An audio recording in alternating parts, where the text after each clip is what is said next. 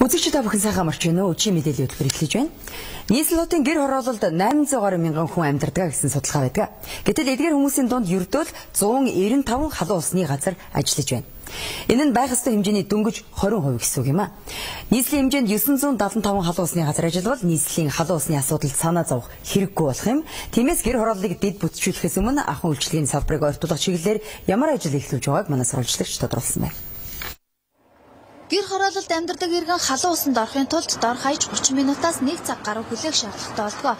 3000 гаруй хүн амьдардаг нэг хороонд 2 халуун ус ажиллаж байгаа нь хаанач хүрэхгүй. Уг нь стандарттай бол 100 хүний дунд нэг халуун ус үйл ажиллагаа явуулах ёстой байдаг байна.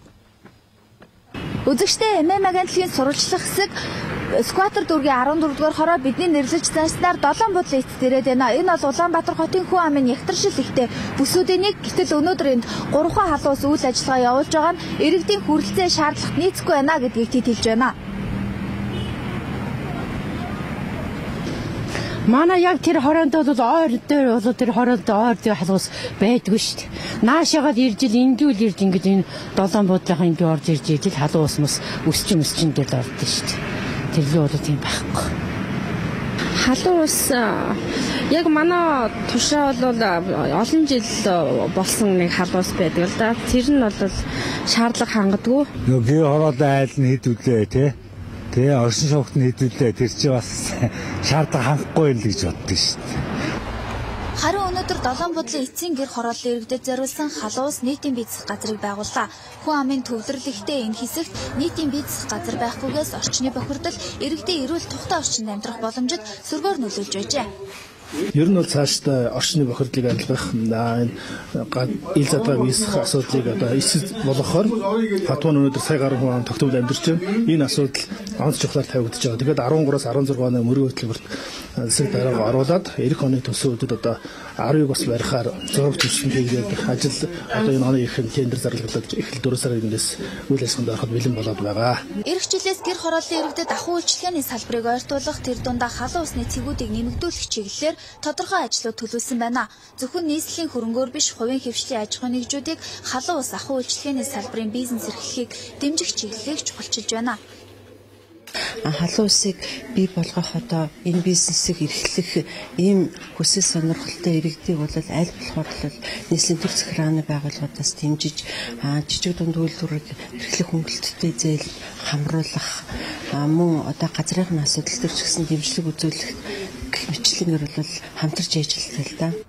Хувийн хвшлийн аж ахуйн нэгжид боломж олгоод халуун усны үйлчлэгийг дэмжиж эхлэвэл олон асуудал зах зээлийн хуулиараа шийдэгдэх боломж бүрднэ. Өөрөөр хэлбэл халуун усны тоо нэмэгдүүл иргэд эрүүл ахуйн шаардлага хангасан халуун усыг сонгоно. Өнөөдөр их шиг гэр хорооллын дунд байгаа ганц нэг халуун усанда хүссэн ч хүсээгүй ордог систем өөрчлөгдөнө гэдгийг мэрэгчлэнүүд хэлж байна. Олон нийтийн дуу хоолой болж ирсэн Монголын үндэсний олон нийтийн радио телевизийн хамт олон 2012 оноо уран бүтээлийн ганцх дүүрэн үдэж байна. Байгуулагдаад 45 жилийнхээ түүхтэйг өнөө жил тэмдэглэсэн манай хамт олон нээлттэй хаалганы өдрийг анх удаа зохион байгуулж үзэгч сонсогчдоо олон 10 шинэ уран бүтээлийг өргөн барьсан юм а.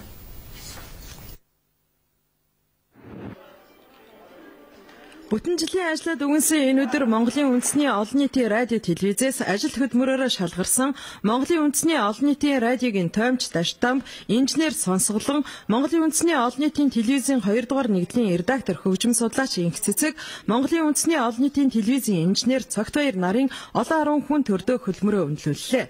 За 2012 онд радио телевизийн хамт олон нийгмийн өмнө тулгамдсан олон асуудлыг тусгасан нийтлэл нэвтрүүлгийг бэлтгэн олон нийтэд хүргэсэн билээ. Хоёргүй сэтгэлээр 20 хэдэн настай хонгор сүлэгтэй байхаас Монгол радионд ажиллаа. Фиксний хийлээ. Тэгээд хамт олондоо их баярлалаа. Миний хувьд бол эгэл жирийн одоо манай ээжийн аав хоёр маань бол эгэл жирийн одоо ажилчин албан хаагч. Тийм учраас би өөрийнхөө гэртээ удамдаа ийм сайхан одонг давчирсандаа маш их баяртай байна. Ингээд одоо телевизийнхээ удирдлага хамт олон мөн одоо өөрийнхөө соёл урлагийн редакцийнхаа одоо хамтран ажилладаг бүх хүмүүстээ маш их баярлалаа гэж хэлье. Өнөөдөр ийм түүх туршилттай өдөр бас төрийн одонгоо шагнуулсанд талархаж байна. Одоо энэ байгууллагаараа 76 сууш ажиллаж байна. Тэгээд 76 онд радиогийн телевизийн техникээр ажилд ороод одоо 85 сууш радиод инженерээр ажиллаа. Тасалбар одоо бараг 30 хэдэн жил ажиллаа, 34 5 жил. баярлан ч гэдэг юм уу сэтгэл огшно гэж огт бодоогүй байсан. Гинт юм болсон. Тэгээ бүгдээрэнд нь баярлалаа. 2012 оныг Монголын үндэсний олон нийтийн телевизийн удирдлага уран бүтээлчдийнхээ нийгмийн асуудлыг шийдэхэд онцгойлон анхаарч ажилласан гэдгийг онцолж ирсэн юм а. За ер нь хөгжлийнхөө бодлогыг 5 жилээр тодорхойлж техник технологийн шинжилгээгээ уялдуулан нийтлэл нэвтрүүлгийн бодлогоо тодорхойлж ирсэн уран бүтээлчид ийхүү нэг дор цуглаж бүтэн жилийн ажлаа үнэлэн цэгнэлээ. Үчи мэдээллийн хөтөлбөрөөр хэлийн чондтолж байгаа зарим нэг үйл явдлын мэдээлэлээр үргэлжлүүлж байна. Хятад улсад жил бүр уламжил болгон зохиогддог өвлийн загас агнуурын баяр өчигдөр эхэлжээ. Энэ жилийн баярын нээлтийн өдөр нуураас баригдсан хамгийн том хэмжээтэй загас 340 мянган юань буюу 54 мянга орчим Америк доллараар худалдаалагдаж дээд хэмжээний амжилт тогтоосон байна. Өчигдөр Хятад улсад уламжлалт өвлийн загас агнуурын баяр эхэллээ. Тус улсын жилийн мужийн Чагаан нууранд энэ жилийн баярын нээлтийн үйл ажиллагаа болсон байна. Уламжлал ёсоор баярын нээлтийн өдөр баригдсан хамгийн том хэмжээтэй загасыг дуудлага худалдаагаар оруулжээ. 15 кг орчим жинтэй загас 340 мянган юань буюу 54 мянга орчим Америк доллараар худалдаалагдаж дээд амжилт тогтоосон байна. Тухайлбал 2010 онд баярын эхний өдөр баригдсан хамгийн том загас 46 мянган Америк доллараар худалдаалагдаж байсан бол өнгөрсөн жил 40 мянган Америк долларын үн хүрч байжээ. Өвлийн загас агнуурын баяр Хятадд эх оны 3 дугаар сар хүртэл үргэлжилнэ. Жил бүр энэ хугацаанд 3,000 тонн орчим загас баригддаг байна. Баярын үеэр нуураас барьсан загасуудыг худалдаалж, олсон орлогоо нуурын хүрээлэн буй орчныг хамгаалахад зарцуулна гэдгээ энэ үеэр албаныхан мэдгдсэн юм а. Уржигдэр Хятадын Шанхай хотын төв хэсгийн нэгэн дэлгүүрт 8 метрийг харьцан 5 метрийн хэмжээтэй аврах шилэн аквариум хагарсан хэрэг явдал боллоо. Үүний дэлгүүрийн ажилтнууд болон дэлгүүрээр үйлчлүүлж байсан нийтдээ 15 хүн гэмтэж бэртсэн байна. Мөн шилэн аквариум доторх загас, яст мэлхий зэрэг амьтад бүгд өгчээ. Шилэн аквариум хагарсан үйл явц дэлгүүрийн доторх болон гаднах хяналтын камерт бичигдэн үлдсэн байна. Мэргэжилтнүүд шилэн аквариум нь дотор болон гадна температурын ялгаатай байдлаас үүдэж хагарсан хэмээн урьдчилсан дүгнэлтийг гаргацгаад байна. Дэлгүүрийн ажилтнуудын хэлж байгаагаар аквариумыг 2 жилийн өмнө дэлгүүрт чимэглэлийн зориулалтаар суурилуулсан юм байна.